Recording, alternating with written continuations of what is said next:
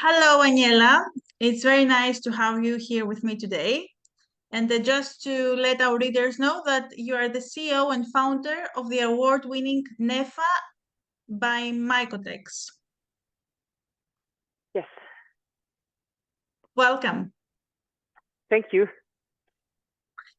So I would like you firstly to tell us a bit about your background and about your current position. I have a background in fashion design. I've been working as a fashion designer for commercial companies for several years. And in 2008, I I quit my job and because I wanted to focus on fashion innovation and was really working on bridging the gap between fashion, but also research. I saw a lot of the research had great potential, but companies didn't know how to implement that into actually textile products. So I focused on working with, for example, solar energy or sensors to how to implement that into clothing, but also started working with biotechnology, so bacteria, fungi, and out of that came what we now know as MYCOTEX and NEFFA. So MYCOTEX is the material, and NEFFA stands for New Fashion Factory. So it's a new way of producing garments based on natural materials. And we start with mycelium. How the idea of MYCOTEX by NEFFA came and what is the company's main focus and mission? Yeah, so the idea came from my personal fascination of personalization.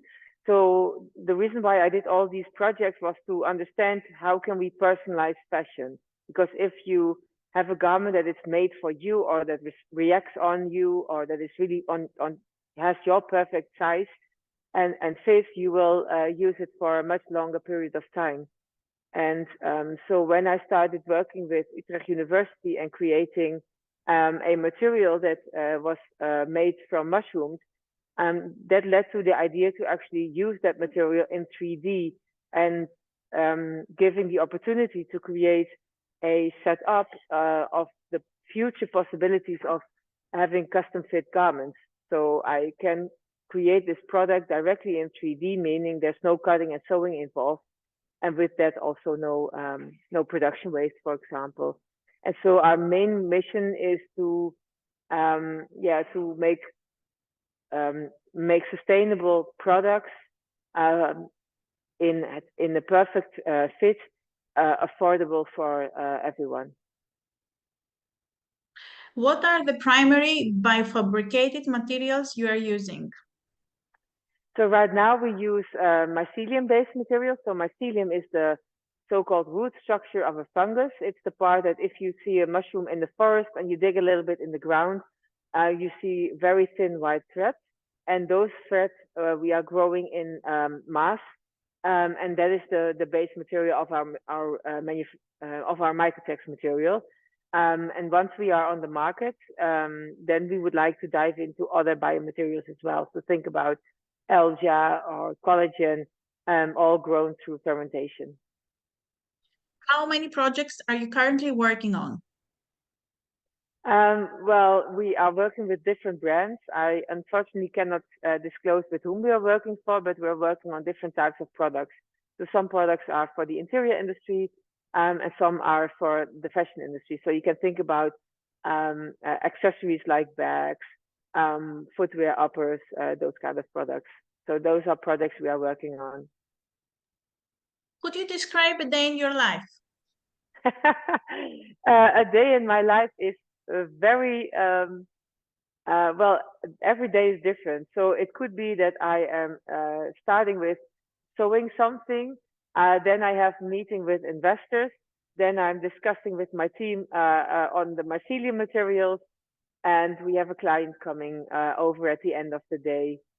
This could be a day, but it's like from cleaning to having very important meetings, everything in between. That's what I'm doing.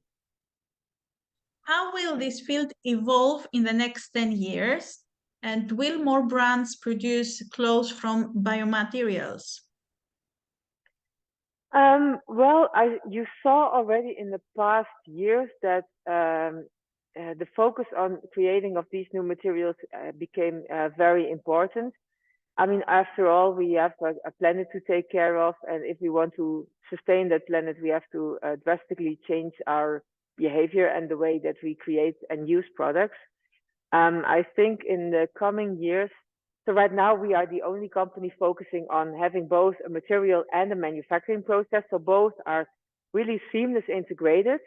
One cannot do without the other. But the majority is either focusing on creating a material that then fits into the conventional industry, or maybe investigating some new manufacturing methods. And I don't know how it will evolve, but I would like to share how I would like to see it evolve. And that would be more of a focus, like more a holistic approach, like what we are having. Like because we're doing the full supply chain, we can improve so many steps that you otherwise cannot do. And we hope to also be an inspiration for others to think from a holistic point of view, and to think like, okay, you know, the two main ingredients are to have a great, you need a material and you need a great product, but how to get from one to another, it's not set in stone. And so, you know, if we can have more companies thinking about these kind of things, how to go more sustainably from a material to a final product, that would be how I would love to see the next 10 years. Can custom textiles sustainably come into the market? This is always a difficult question to ask, because I think that when creating things, you're adding more things into the market, and you know, how much at the end do we need? But our goal is to really replace products with a sustainable alternative. And when you mean with custom textiles, custom fit, the way that we can bring it onto the market is because we have a different way of manufacturing. So right now, what you see that we need to get large order quantities because we have this whole factory with 20 to 40 seamstresses working on a product.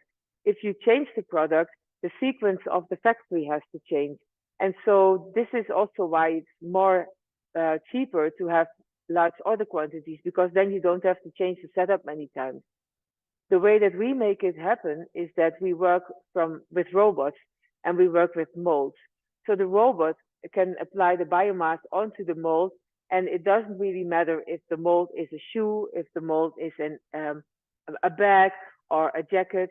It just recognizes the mold, and therefore you are much more flexible in production. And this can lead to more custom fit products in the market.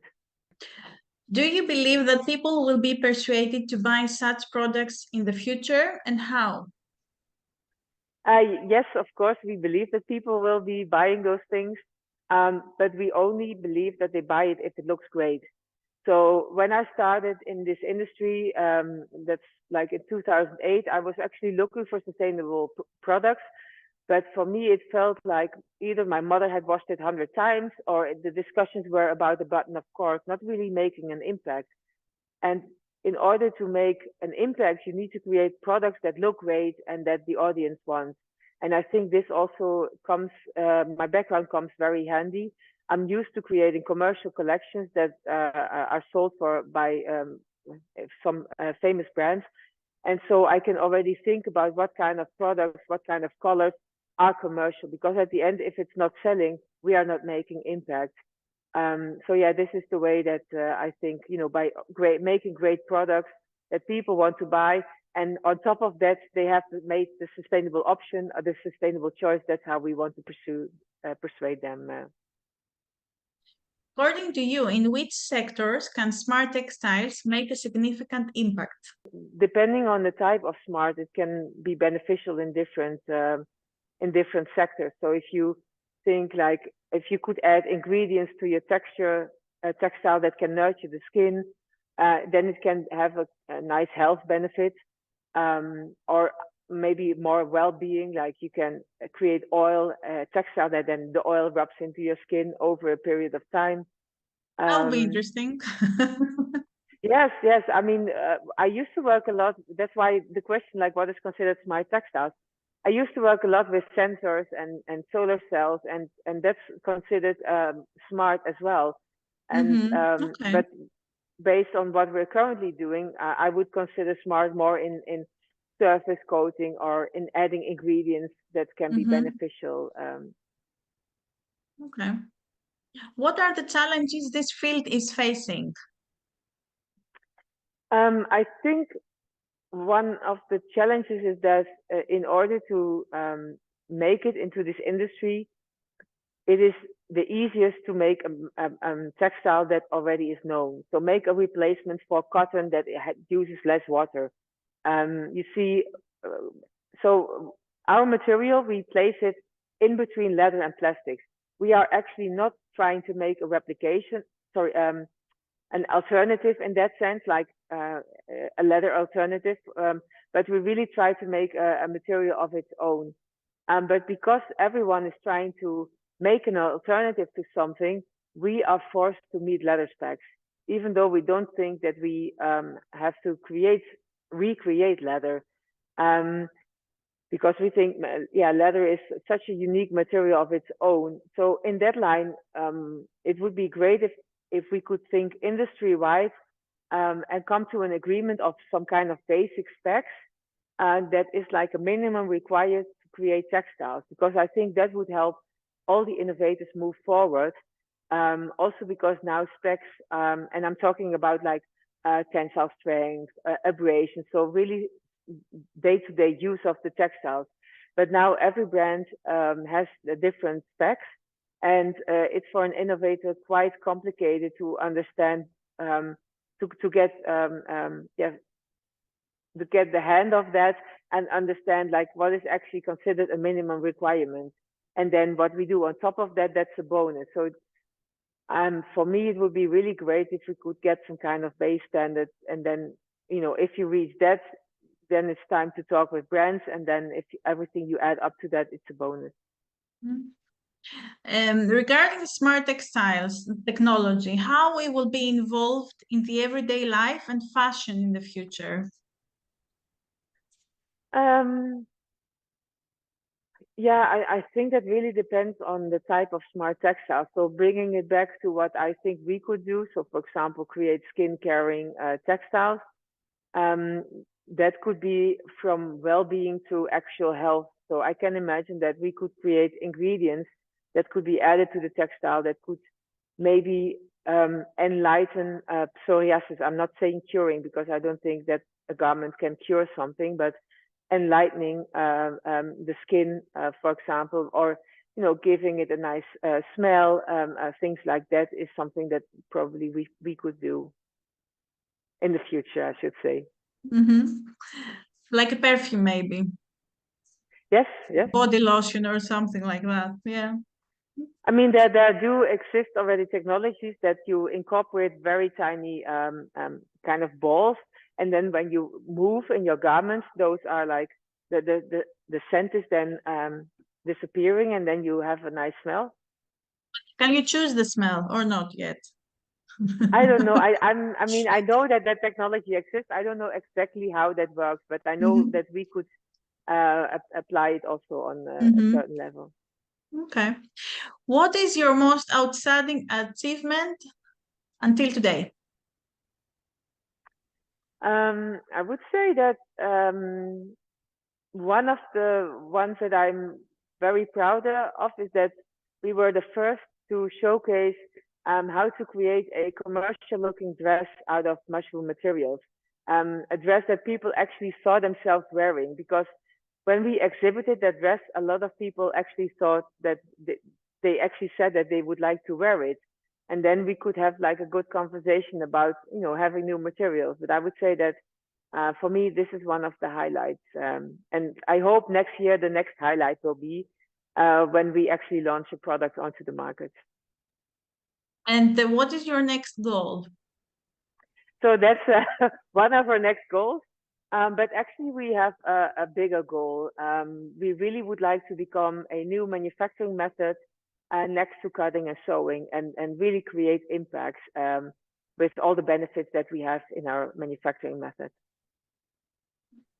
What are your tips for people wanting to start in this field? I always say just start. You will only know if you like it when you start doing it. You will only know if it could be successful once you work on it. There's a lot of people that are like developing ideas and working on paper, but unless you start creating materials and developing prototypes already in an early stage, I would say, this is how you understand and you can talk with people to see if there's a market for it as well. If you could say something to your younger self, what would it be?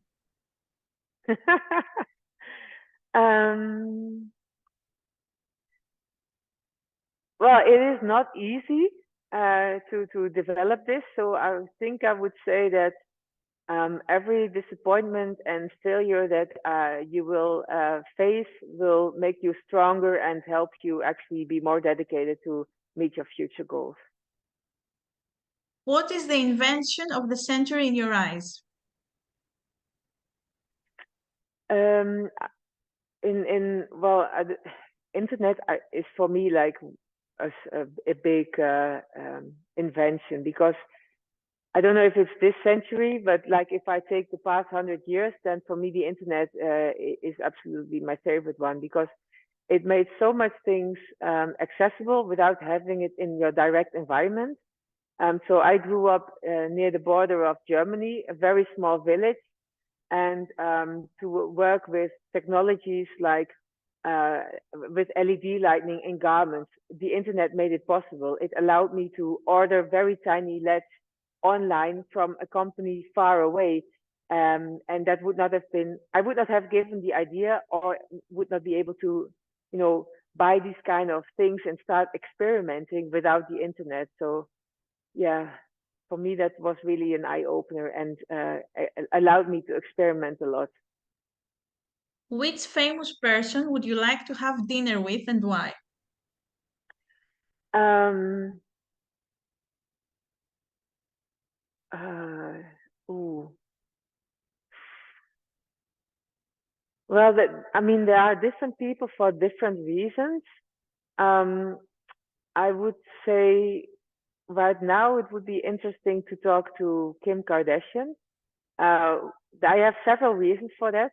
One, I think how she's becoming such a phenomenon. You have to be a businesswoman to do that. So I would like to know her tricks. Second would be, I would love to make a dress for her.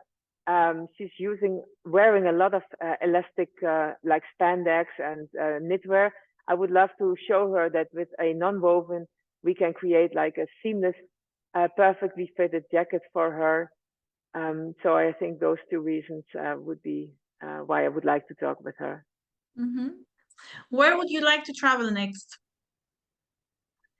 Is it business or pleasure? I would say pleasure. For pleasure. Oh, well, I can actually combine it. I would love to go to Japan for both. I think that from culture point of view, it's an interesting company to visit. But I think also there's a lot of innovation going on. And from a working point of view, I would love to, do some shopping, discover some brands, and maybe see if we can launch with some Japanese brands as well. Mm. And last question, what did you dream of creating, inventing, or doing as a child? As a child, I knew already back then that I wanted to have my own business. I didn't know what, but I was also very sure that I would develop it myself. So, ta-da! I made that actually happen, which is awesome. That's great. And this is a good message to finish with. Follow your dreams, Yes, basically. yes. But I think that in general, I think people should do that more and find a way of how to make that happen. But I mean, I have a big dream. I think dreams can also be very tiny. So, but yeah, pursue them, please. Make your life nice. Yes. Thank you very much for today, Aniela. You're welcome.